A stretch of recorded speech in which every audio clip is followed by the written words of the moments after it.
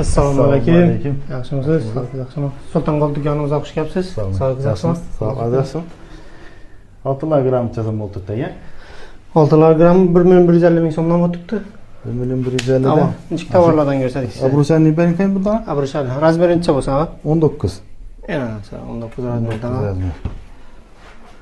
19 razmeridan. Garantini firmini narsalar hammasi. 1.150 dan dediysen. Ava. Hisoblab bering kansa.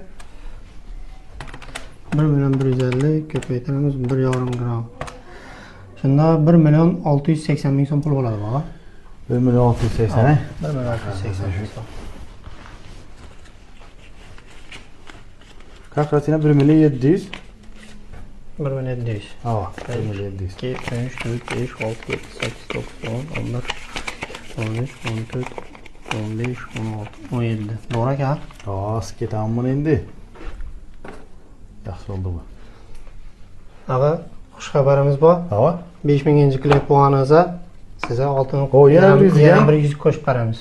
Rahmat size. Sog' bo'ling, salomat bo'ling. Sulton Gold mijozlarni hamisha xizmatdamiz. Oldu. Esa kalan pulum bering ya endi. Uni ham kechikmadingiz. Ava, bering uni ham.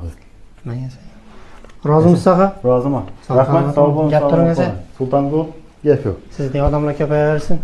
Rahmat.